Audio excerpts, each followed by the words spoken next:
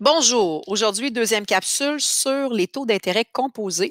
Essentiellement, aujourd'hui, on va faire deux derniers exemples et je vous laisserai vous exercer par la suite à ce sujet-là. Alors, exercice 8. Nous sommes au début 2013 et Sébastien place 1570 à un taux d'intérêt semestriel de 5. Donc, on est au début 2013, il place 1570 à un taux d'intérêt composé semestriel de 5. Il aimerait savoir en quelle année, oui, il aura accumulé un capital minimum de 3 000 $. Et on a une deuxième question. Quel montant Sébastien va-t-il réellement obtenir? Alors, je constate que les taux d'intérêt sont composés. Donc, je vais travailler avec la formule d'intérêt composé, qui est notre fonction exponentielle. On sort ce qu'on connaît, ce qu'on cherche. Donc, CN, capital final. Donc ici, on nous demande, elle aimerait savoir en quelle année il aura accumulé un capital minimum de 3 000. Donc, l'objectif, c'est 3 000 $ au final. Combien il a placé initialement? Il a placé 1570 $. Le I, qui est notre taux d'intérêt, on nous dit qu'il a placé ça à un taux d'intérêt composé semestriel de 5 %. Donc, 5 % par semestre, on identifie la période de temps. Et on cherche, on aimerait savoir en quelle année on va avoir le 3 000 en question. Donc, on cherche notre durée en année.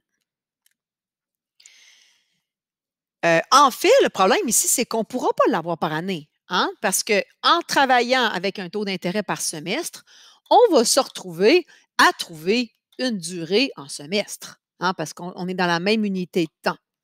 Par la suite, quand on aura notre durée en semestre, on sera capable de mettre ça par année par la suite. On le fera dans un deuxième temps.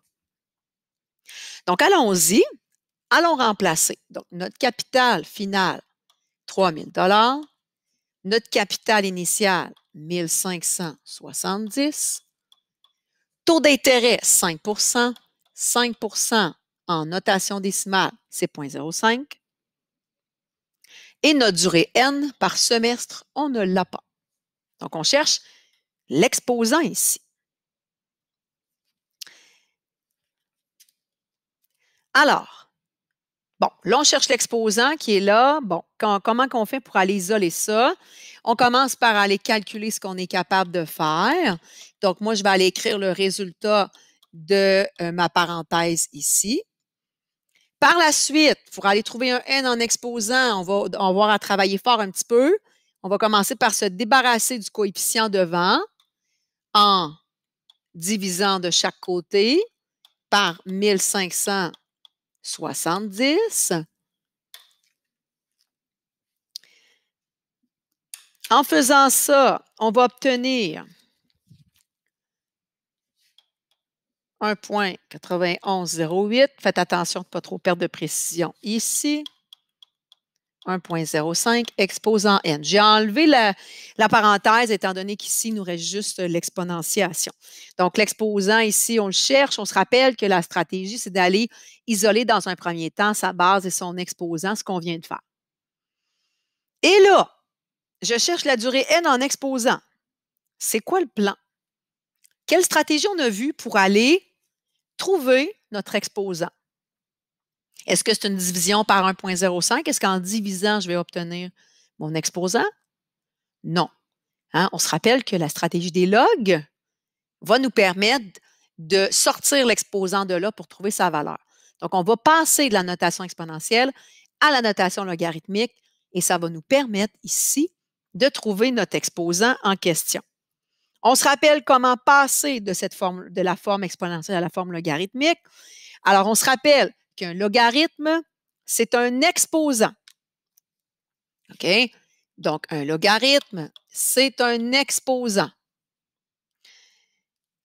La base du logarithme, c'est la base de l'exposant, donc 1,05. Et ce qui va à l'intérieur du logarithme, c'est la puissance, donc le résultat de l'exponentiation. OK, donc, au besoin, allez revoir la capsule pour vous montrer comment passer d'une forme à l'autre. Et je vous rappelle qu'un logarithme, ça égale à un exposant. Donc, l'exposant, on le met ici, seul de son côté. La base du logarithme, c'est la base de l'exponentiation. Et ce qui va à l'intérieur du log, c'est la puissance, c'est ce qui se retrouve à gauche de l'égalité. Maintenant, comment on fait pour calculer ça? Je vous rappelle que sur votre calculatrice, les logs qu'on a, c'est en base 10. Donc, ici, je ne suis pas en base 10, je vais devoir faire un changement de base. Donc, qu'est-ce que je fais? Je calcule le log de ce qui est à l'intérieur divisé par le log de sa base. Automatiquement, je me ramasse en base 10 et ça va me permettre d'aller trouver mon n en question, qui donne 13,27. Ici, comme notre taux d'intérêt est en semestre, je vais trouver, oui, une durée en semestre.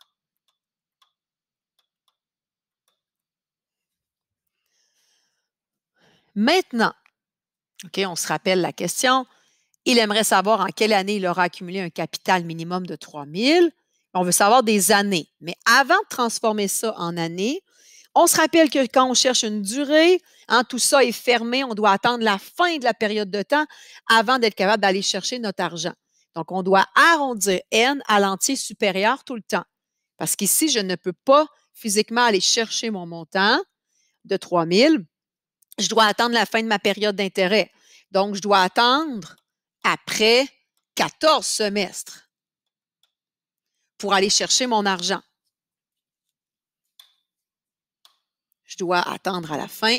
Donc, j'arrondis mon n à l'entier supérieur, donc à 14 semestres. Et nous, notre question, c'était en quelle année il aura accumulé un capital de 3 000. Donc, comment que je mets 14 semestres en année? On se rappelle que des semestres, il y en a 2 par année. Donc, pour avoir mon temps en année, je vais prendre mes semestres, je vais diviser par 2. Donc, dans le fond, ça va être dans 7 ans. Vu que j'ai 2 semestres par année, je vais diviser par 2, je vais obtenir mon temps, ma durée en année. On relit notre question. Il aimerait savoir en quelle année il aura accumulé le capital de 3 000. Donc, c'est dans 7 ans. Je ne réponds pas à la question si je laisse ça comme ça. Alors, je veux savoir en quelle année. Nous étions au début 2013. Si je fais plus 7 ans, on se ramasse en 2013, plus 7 ans, on se ramasse en 2020 comme année. Petit calcul niaiseux ici, plus 7, mais on l'indique. Donc, on sera en 2020 pour avoir le capital minimum de 3 000. Mais là, ce qu'il faut comprendre ici, c'est que pour avoir 3 000, si on veut 3 000 exactement, c'est dans exactement 13,27 semestres. Si j'attends à la fin, en fait, je n'ai pas le choix d'attendre la fin de ma période de temps pour récupérer mon argent. Si j'attends au 14e semestre, bien, dans le fond, j'ai plus que 3 000 parce que j'ai dépassé ma durée. Combien j'ai réellement après 14 semestres? Bien, ce qu'on fait, c'est que vous prenez votre formule. Le C0, c'est notre 1570. Notre pourcentage est encore le 0,05. Et ma durée sera de 14 semestres maintenant. Donc, si je fais ça, donc ça, c'était ma première question. Si je fais ça, donc je prends ma formule et je remplace par 14 semestres pour aller valider, en fait, au 14e semestre, combien je vais avoir réellement. On vient de se dire que je vais avoir plus de 3 000, comme j'ai dépassé. Alors, allons voir. 1570. Ma base est intacte et ma durée sera de 14 semestres. Si tu calcules ça, tu vas obtenir 3108,49. Donc, il a obtenu 3 000 après exactement 13,27 semestres. Dans les faits, encore une fois, on doit attendre la fin de période de temps avant de récupérer le tout. Donc, après 14 semestres, il va obtenir exactement 3 108 et 49. Donc, ça, c'est ma deuxième réponse à ma deuxième sous-question, en fait. Donc, ici, quand même, quelques subtilités dans ce numéro-là. Là, OK? Donc, on était en semestre. Il faut comprendre que la durée, si on la cherche, on va la trouver en semestre parce qu'on est dans la même unité de temps. On doit se rappeler que quand on cherche une durée, on doit arrondir à l'entier supérieur. Ici, on nous demandait en quelle année, donc on devait transformer des semestres en années pour après aller chercher l'année en question. Et on doit comprendre que comme on attend la fin de la période de temps, dans les faits, on va obtenir un peu plus. Donc, on va aller remplacer notre N pour notre durée pour aller réellement aller valider combien Sébastien obtiendra réellement à la fin de ces 14 semestres-là. Donc, ici, quand même, plusieurs subtilités dans le problème. C'est un beau numéro pour aller brasser tout ce qu'on avait vu jusqu'à maintenant. Dernier numéro pour ce qui est des intérêts composés, donc l'exercice 9. Il y a 4 ans, Sébastien a emprunté 5 600 $ pour ses études. Il doit maintenant commencer le remboursement qui s'élève à 7 385 $. Il aimerait déterminer à quel taux d'intérêt composé annuel cet emprunt a-t-il été contracté. Donc, il a oublié tout ça. Il veut aller valider c'était quoi le taux d'intérêt qu'il a contracté il y a 4 ans. Parfait. Alors, intérêt composé. Alors, on fait attention. On observe ça dans le texte. Alors, on va aller travailler avec la formule d'intérêt composé. Toujours aller sortir ce qu'on connaît et ce qu'on cherche. Donc, le capital final CN, on l'a. 7 385 $. Capital initial, combien il a emprunté initialement? 5 600 $. Quel est le taux d'intérêt qu'il a contracté? C'est ma question. Et on cherche un taux d'intérêt annuel. Donc, ça, c'est ce que je ne connais pas ici. Donc, je ne sais pas combien est le taux d'intérêt par année. La durée. On nous dit que Sébastien a emprunté il y a 4 ans. Je constate que mon unité de temps, pourcentage d'intérêt et durée est la même, donc parfait. Allons remplacer. CN, capital final, 7 385. Capital initial, 5 600. 1 plus taux d'intérêt, je ne le sais pas. Et la durée, c'est 4 ans. Alors ici, bien évidemment, encore une fois, on cherche une valeur coincée avec tout le reste. On doit faire de l'algèbre pour aller sortir de là. Donc ici, mon taux d'intérêt que je cherche est dans ma parenthèse. Donc, je vais la gérer à la fin. Je vais commencer par me débarrasser du 5 600 qui est le coefficient devant. On va aller, bien évidemment, ici faire une division pour aller s'en débarrasser dans un premier temps. Alors ici, division, ça nous donne 1,3188. Alors encore une fois, attention, gardez quand même plusieurs chiffres après la virgule, question de ne pas perdre de précision. Le 5 600 disparaît à droite, il me reste 1 plus le taux d'intérêt exposant 4.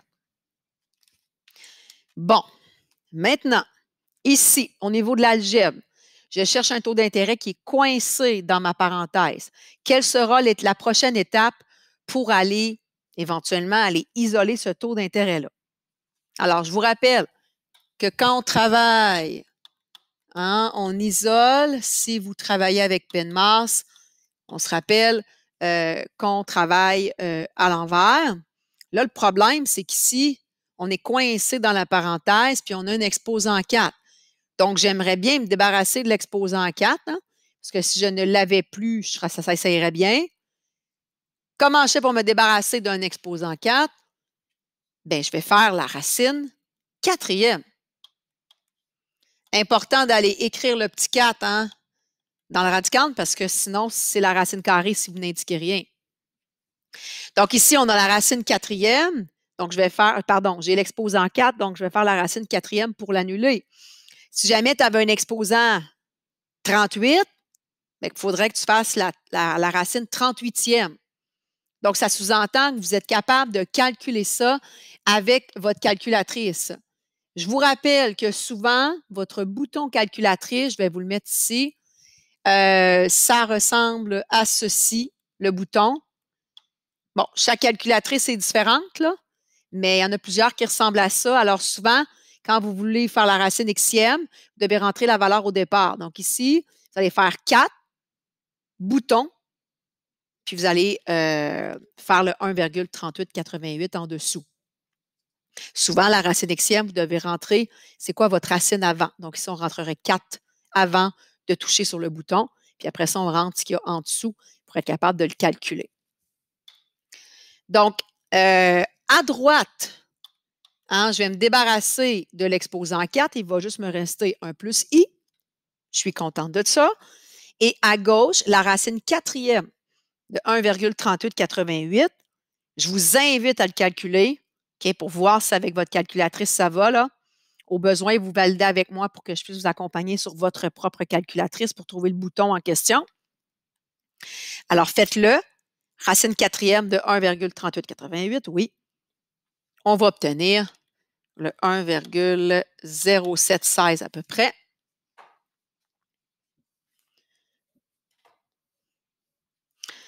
Et qu'est-ce qu'il va nous rester à faire pour aller trouver l'intérêt en question? Bien, on a un petit 1 ici qui traîne. Donc, je vais faire l'opération inverse, moins 1.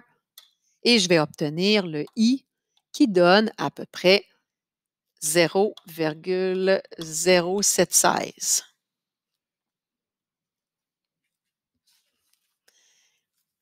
Là, il faut analyser. Donc, on cherchait un intérêt i. On a fait notre travail. On a isolé notre taux d'intérêt. Et puis, on arrive à ceci. Est-ce que ça veut dire que le taux d'intérêt est de 0,0716? Est-ce que c'est ça que ça veut dire? Ben non, en fait. Hein? On se rappelle que le taux d'intérêt, quand on l'indique, c'est toujours en notation décimale. Donc, ça, c'est le taux d'intérêt en notation décimale. Ça correspond à quel taux d'intérêt? Si je veux mettre 100 je vais faire fois 100. Donc, je vais tasser ma virgule de 2 bons vers la droite. Donc, ici, dans le fond, mon taux d'intérêt, c'est 7,16 à peu près.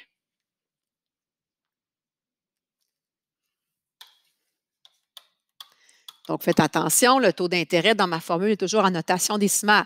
Donc, je vais aller faire fois 100 pour avoir mon pourcent. Donc, ici, Sébastien a contracté son emprunt à environ 7,16 .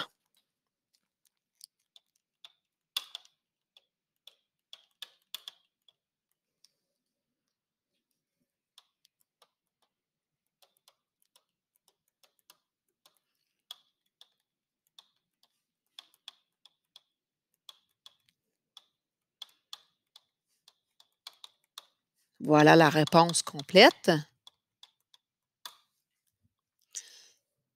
Je ne le fais pas toujours. Là, ici, j'insiste vraiment sur l'essentiel dans mes vidéos, mais n'oubliez pas, on a un contexte, réponse complète, phrase complète. On n'est pas obligé de faire un roman, mais il faut que ça dise ce que ça a à dire. Prenez le temps de vous faire une réponse complète à chaque fois. Donc, voilà pour ce qui est du calcul de taux d'intérêt. On est vraiment, quand on l'isole dans notre formule pour le taux d'intérêt composé, c'est vraiment une question d'algèbre pour aller isoler notre variable qu'on cherche. Donc, si vous travaillez des petites blessures au niveau de l'algèbre, ça se peut que ça accroche. Hyper important, encore une fois, de toujours valider dans les corrigés pour voir, oui, la réponse, est-ce qu'elle est bonne, mais est-ce qu'au niveau de la démarche, vous êtes OK? Et bien évidemment, s'il y a des pépins, vous me faites signe. Alors voilà, je vous laisse travailler le reste de vos exercices pour ce qui est des intérêts composés. Bon travail!